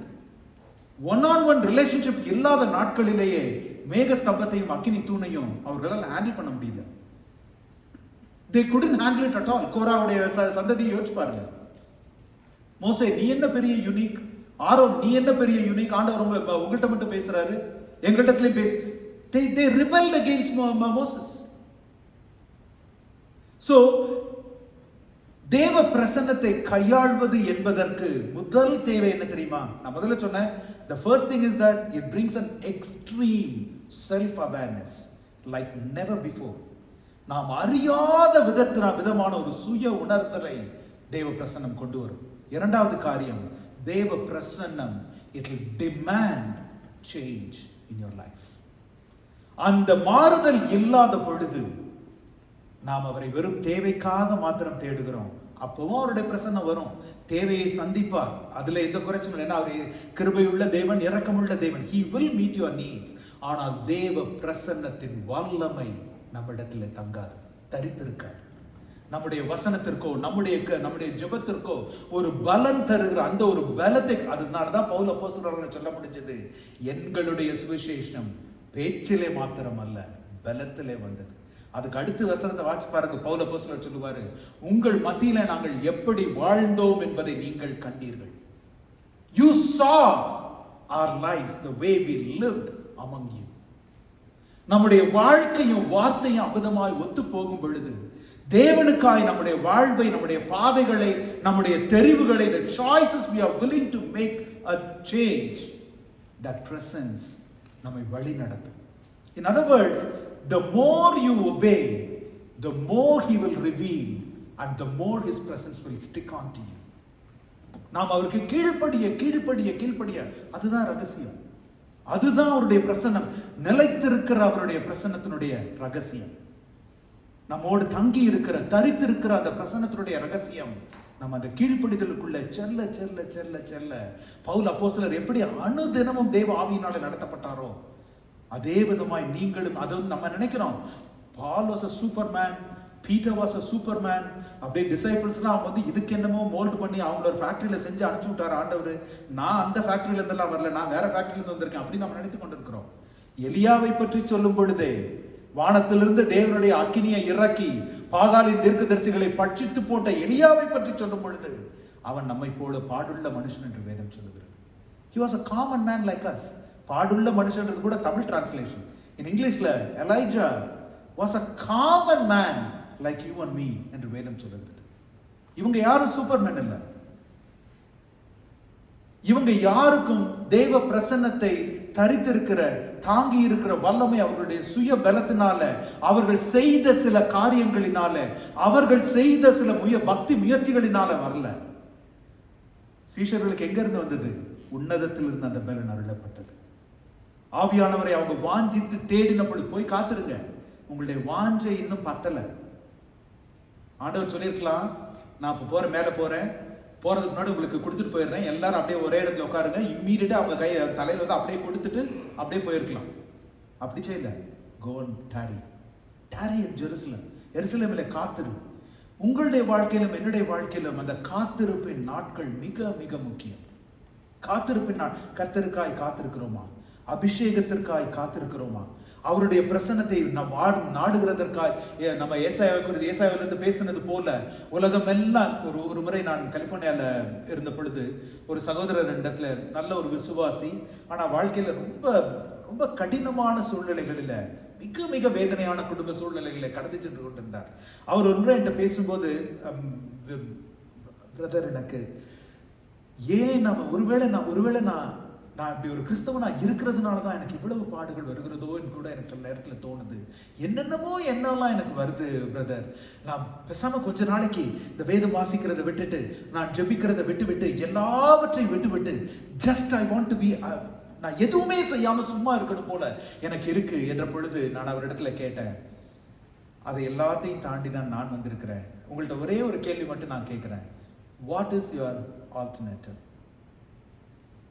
தேவனை நீங்கள் விட்டு விலகுவீர்கள் என்றால், வசனத்தை விட்டு விலகுவீர்கள் என்றால், ஜெபத்தை விட்டு விலகுவீர்கள் என்றால், just in case you find something better than this, let me know, I'll also join. ஏதாவது இதை விட மேலான ஒன்றை நீங்கள் எனக்கு காட்ட முடியும் என்றால் நானும் ஜாயின் பண்றேன். what is your choice? அப்பதான் அவர்கிட்ட நான் சொன்னேன், நீங்க வீட்டை கூட்டி எல்லாத்தையும் பெருக்கி எல்லாத்தையும் வெளியில ஒதுக்கி வச்சீங்கன்னா ஒரு பிசாசு அல்ல, 7 பிசாசு உள்ள வந்து உட்காரும். Idle mind is devil's workshop. The reason you are going through all this is maybe he is prompting you to do what you are talking now. நீங்க இப்ப இதெல்லாம் விட்டு உங்களை விளக்கணுன்றதுக்காகவே இந்த உபத்திரவத்துக்குள்ள அவன் உங்களை நடத்தி கொண்டிருக்கலாம்.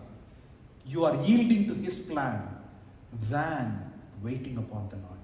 கர்த்தருக்கு காத்திருக்கிற பொழுது நிச்சயமாய் அந்த சோதனைகள் வரும். அதனாலதான் வேதம் சொல்லுகிறது, காத்திருத்தல் மனதை இளைக்க பண்ணும்.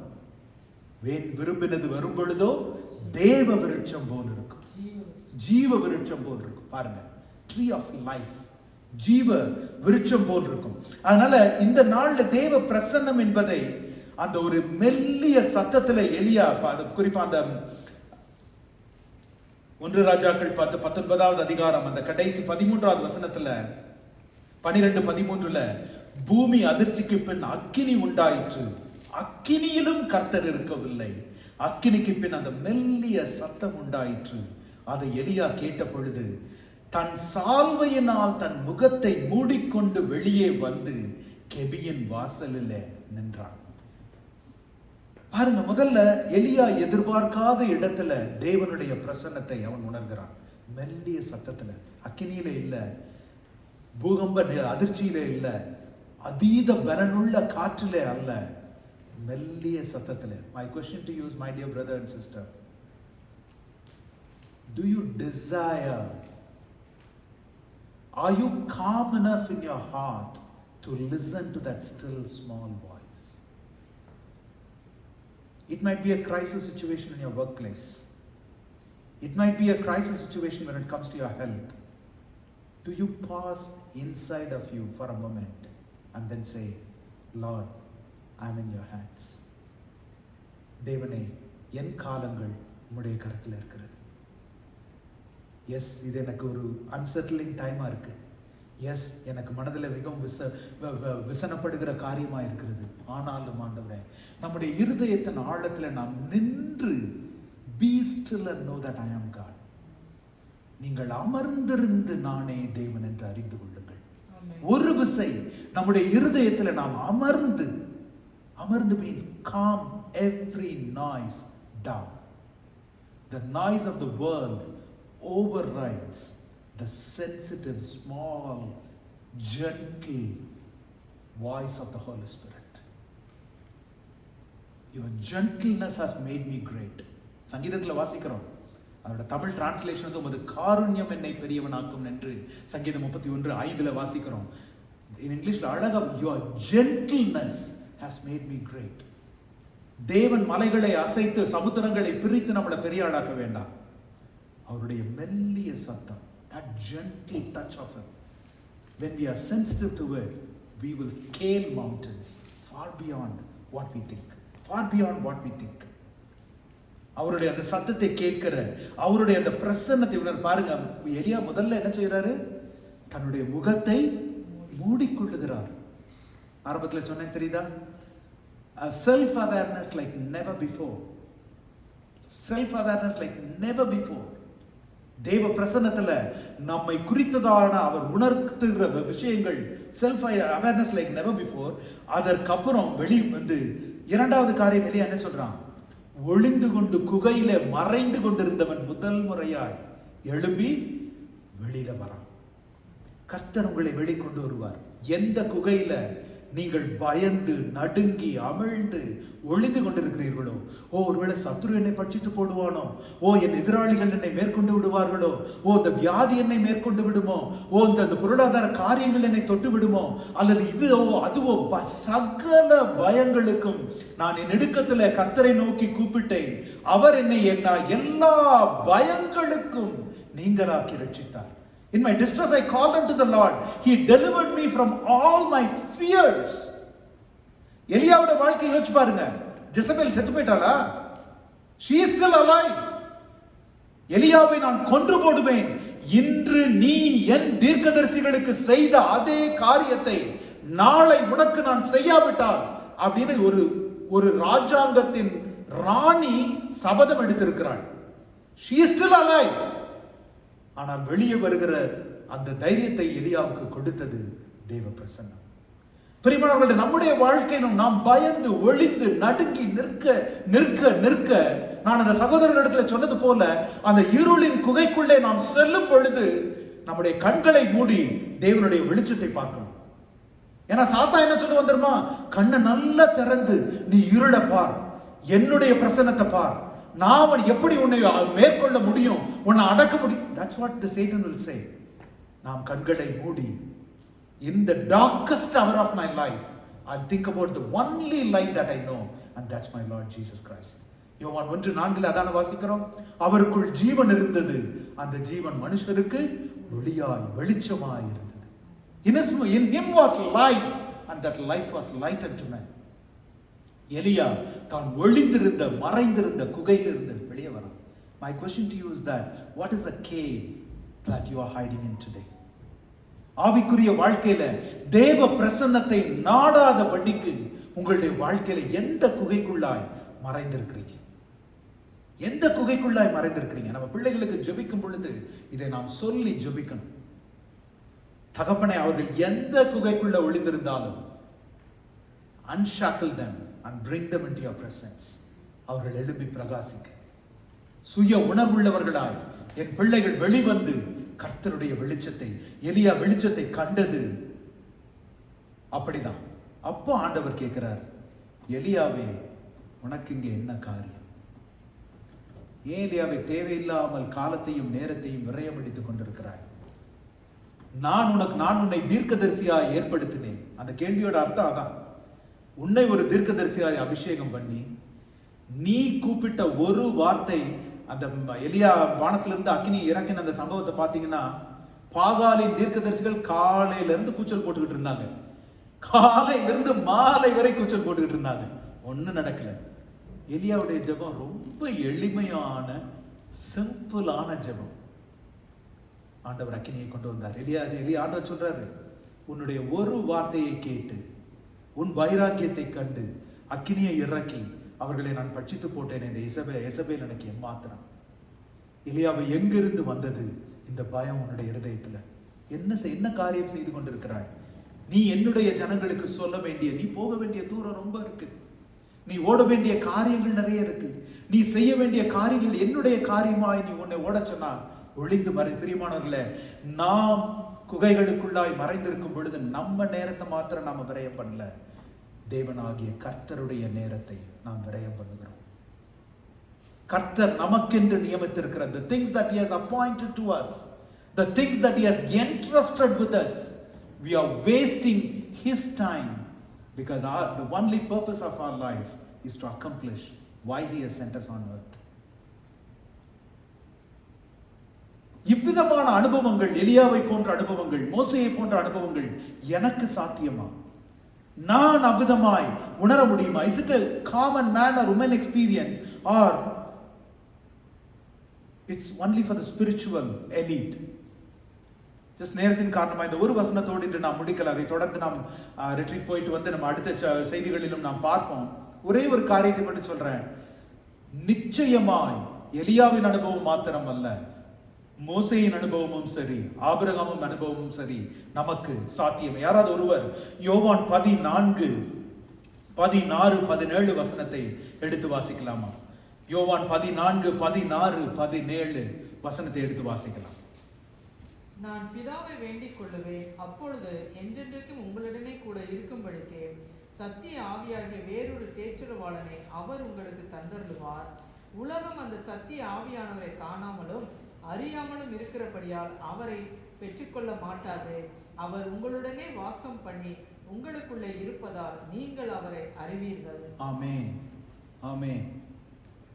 பவுல் அப்போஸ்தலர் சொல்லுவார் சபைக்கு, முற்பிதாக்களும் தீர்க்கதரிசிகளும் எவ்வளவோ வாஞ்சித்த அறிய முடியாத ரகசியங்கள் உங்களுக்கும் எனக்கும் வெளிப்படுத்தப்பட்டிருக்கிறது.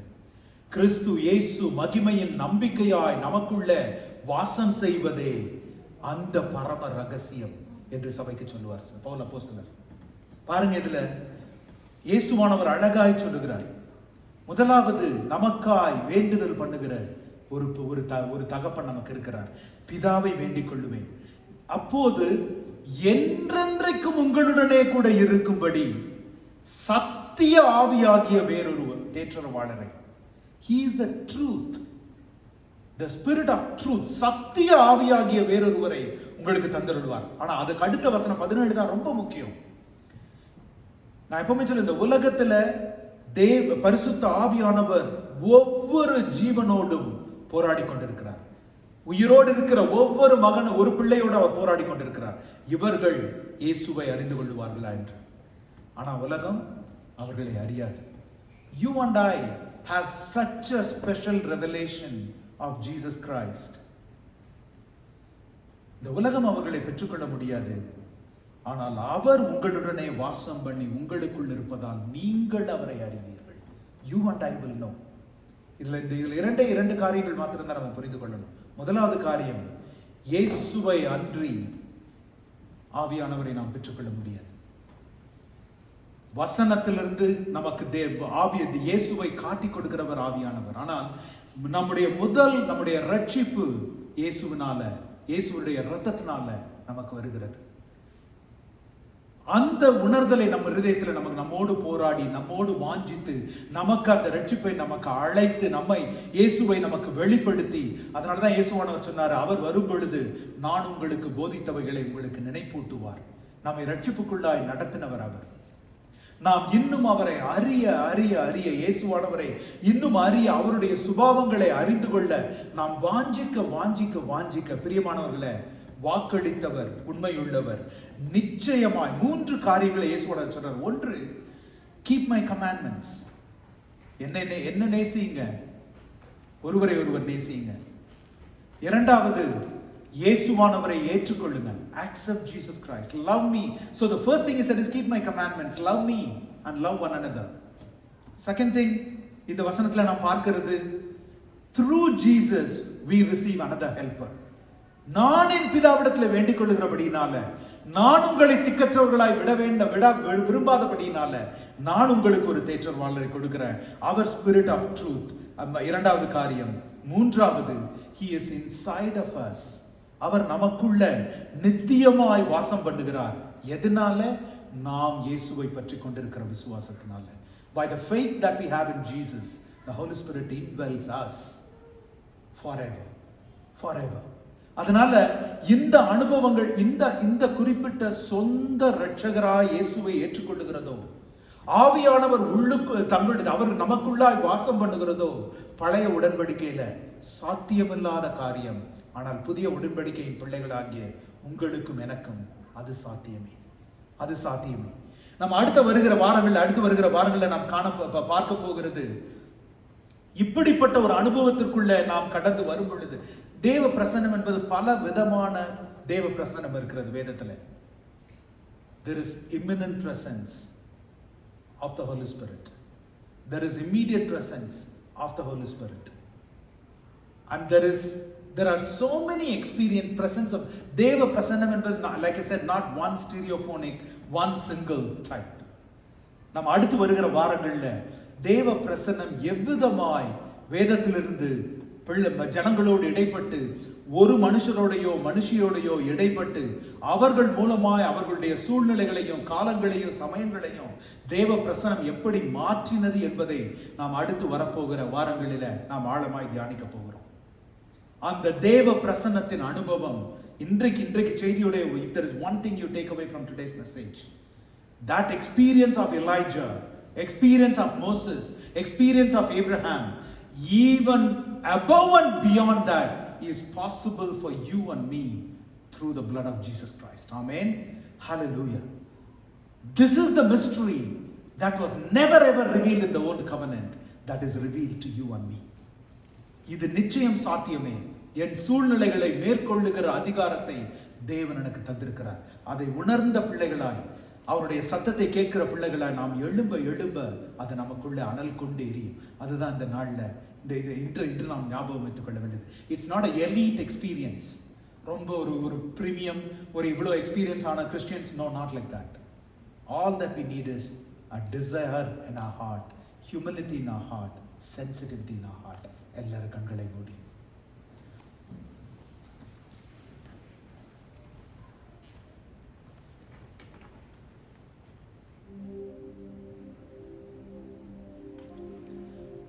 எல்லாரும் ஒரு விசை எழும்பி நின்று ஒரு நல்ல ஒரு கோரஸ் இருக்கு. தேவ பிரசன்னமே இறங்கியே வந்திடுதே. இருதயத்துல நல்ல உணர்ந்து ஒரு ஜெபமா இதை நாம் பாடுவோமா? தேவனுடைய மகிமை நம்ம எல்லாம் மூடணும். நாம் தேவ பிரசன்னத்தை குறித்து தியானிக்கிற இந்த வேளையில, தேவ பிரசன்னத்துல நின்று கொண்டிருக்கிற தேவ தூதர்கள் நம்மோடு சேர்ந்து அவரை ஆராதிக்கிறார்கள். தேவனுடைய அக்கினி ஏதோ சரித்திர காலத்துல இறங்கி வருகிறது மாத்திரமல்ல, இந்த நாளிலும் நமக்குள்ளாய் பற்றி எரிந்து கொண்டிருக்கிறது. ஒரு ஜெபமாய் ஆண்டவரே அந்த பிரசன்னம் இறங்கி எனக்குள்ள வரணும் ஆண்டவரே. எல்லா உணர்வோடு அந்த கோரஸ் பாடலாமா? தேவ பிரசன்னமே இறங்கியே வந்துடுது. ஓ தேவனின் நல்ல தூதர்கள் நம்மை சுற்றிலும் வந்து நிற்கிறார். தேவனின் நல்ல தூதர்கள் நம்மை சுற்றிலும் வந்து நிற்கிறார். தேவனின் மகிமை நம்மையெல்லாம் பரிசுத்த ஸ்தலத்தில் மூடுதே. தேவனின் மகிமை நம்மையெல்லாம் பரிசுத்த ஸ்தலத்தில் மூடுதே. தேவ பிரசன்னமே இறங்கியே வந்திடுதே. ஓ தேவ பிரசன்னமே இறங்கியே வந்திடுதே. தேவனின் நல்ல தூதர்கள் நம்மை சுற்றிலும் வந்து நிற்கிறார். தேவனே நல்ல தூதர்கள் நம்மை சுற்றிலும் வந்து நிற்கிறார். தேவனின் மகிமை நம்மையெல்லாம் பரிசுத்த ஸ்தலத்தில் மூடுதே. தேவனின் மகிமை நம்மையெல்லாம் பரிசுத்த ஸ்தலத்தில் மூடுதே. தேவ பிரசன்னமே இறங்கியே வந்திடுதே. ஓ தேவ பிரசன்னமே இறங்கியே வந்திடுதே. ஆண்டவரே, நன்றி தகப்பனே. அப்பா, அந்த நாளில அப்பா எங்கள் மத்தியில நீர் உம்முடைய பிரசன்னத்தை குறித்து பேசினபடிக்காய் உமக்கு ஸ்தோத்திரம் ஆண்டவரே. தகப்பனே, இங்க இருக்கிற ஒவ்வொருவரையும் ஒவ்வொரு குடும்பத்தையும் அந்த தேவ பிரசன்னத்துக்குள்ளாய் மூடி ஜெபிக்கிறேன் தகப்பனே. அப்பா, உம்முடைய பிரசன்னம் நிரம்பி இருக்கிற இடத்துல சத்துருவுக்கு இடமில்ல ஆண்டவரே. வெறுமையா இருக்கிற இல்லங்கள் உம்முடைய பிரசன்னத்தினால, உம்முடைய அபிஷேகத்தினால, உம்முடைய அக்கினியினால நிரப்பப்படும்படிக்காய் ஜெபிக்கிறேன் ஆண்டவரே. எல்லாரும் வாயை திறந்து அவரிடத்துல கேட்போம். அப்பா, வெறுமையான பாத்திரமாய் நான் நிற்க கூடாது ஆண்டவரே. அப்பா, நிரம்பி வழிகிற பாத்திரமா இருக்கணுமே. அப்பா, கள்ளம் கபடுக்கு என்னுடைய பாத்திரத்துல, என்னுடைய இல்லத்துல, என்னுடைய பிள்ளைகளிடத்துல இடம் இருக்க கூடாதே ஆண்டவரே. இடமில்லாதபடிக்கு நீர் நிரம்பி இருக்கணுமே. உம்முடைய பிரசன்னத்தின் மகிமை என்னை மூடணுமே. ஒரு மகிமையின் மேகம் மூடணுமே ஆண்டவரே. வாஞ்சிக்கிறவர் வாஞ்சித்து நாம் கேட்கும் பொழுது அவர் நிச்சயமாய் அதை செய்ய வல்லவராய் இருக்கிறார். வல்லவராய் மாத்திரம் அல்ல, அவர் வைராக்கியம் உள்ளவராய் இருக்கிறார். நம்மை குறித்து வைராக்கிய வாஞ்சி உள்ளவர் என்று வேதம் நமக்கு சொல்லுகிறது. இருக்கிற முழு குடும்பத்தையும், ஆஸ்டின் தமிழ் சபையை ஒரு குடும்பமாய் உடைய கரத்துல ஒப்பு கொடுத்து ஜெபிக்கிறேன் ஆண்டவரே. குடும்பங்களிலே என்னென்ன போராட்டங்கள், சஞ்சலங்கள், நெருக்கடிகள் இருக்கிறதோ இந்த நாளில் நம்முடைய பிரசன்னத்தின் வல்லமை அவற்றை விளக்கும்படிக்காய் ஜெபிக்கிறேன். பிள்ளைகள் அதன் மூடைய நடந்து செல்லுவது உம்முடைய சித்தமானால் நீர் பலப்படுத்தி ஸ்திரப்படுத்தி அந்த இருளின் வேளையில தேவனே வெளிச்சமாய் இருக்கும்படிக்காய், கரம் பிடித்து நடத்தும்படிக்காய், கர்த்தர் என்னை நடத்தினார், கர்த்தர் என்னை வெளிச்சத்தை காண செய்தார் என்று பிள்ளைகள் சாட்சி சொல்லும்படிக்காய், எலியாவை அவருடைய குகையிலிருந்து வெளிக்கொண்டு வந்த அதே சத்தம் ஒவ்வொரு குடும்பத்திலும் தொனிக்கும்படிக்காய், குடும்பத்தில் இருக்கிற பிற சத்தங்கள் ஆண்டவரே அமிழ்ந்து போகும்படிக்காய் தேவனுடைய மெல்லிய சத்தம், that gentle voice of the Holy Spirit எங்கள் இல்லங்களில, வேலை ஸ்தலங்களில எதிரொலிக்கும்படிக்காய் கீழ்ப்படுகிறவர்களாய் எங்களை நீர் நடத்தும்படிக்காய் உடைய கரத்தில் ஒப்புக் கொடுக்கிறோம். உடைய நாமம் மகிமைப்படட்டும் ஆண்டவரே. இன்னும் தொடர்ந்து தேவ பிரசன்னத்தை குறித்து வருகிற வாரங்களில நாங்கள் தியானிக்கிற பொழுது கர்த்தருடைய ஆவியானவர் எங்களோடு இடைப்பட்டு பேசுவீராக. வெறும் தேவ பிரசன்னத்தை குறித்து வியாக்கியானம் பண்ணுகிறவர்களாய் மாத்திரம் அல்ல, அதை அனுபவிக்கிறவர்களாய், உணர்கிறவர்களாய், அதன் கிரியைகளை நடப்பிக்கிறவர்களாய் எங்கள் ஒவ்வொருவரையும் உடைய கரத்தின் கருவியாய் பயன்படுத்தும். இயேசுவின் வல்லமையுள்ள நாமத்துல ஜெபிக்கிறோம் ஜீவனுள்ள நல்ல பிதாவே. ஆமென், ஆமென், ஆமென். நம் பிதாவாகிய தேவனுடைய அன்பும் குமாரனாகிய இயேசுவின் மனதுருக்கமும் எந்நாளும் நமக்குள்ள நித்தியமாய் இருக்கும்படி நமக்கென்று தரப்பட்ட சத்திய ஆவியானவருடைய வழி நடத்துதலும் என்றும் என்றும் நம் அனைவரோடும் இருப்பதாக. ஆமென், ஆமென். ஓ தேவனுக்கு மகிமை தூக்கி எடுத்தான், என்னை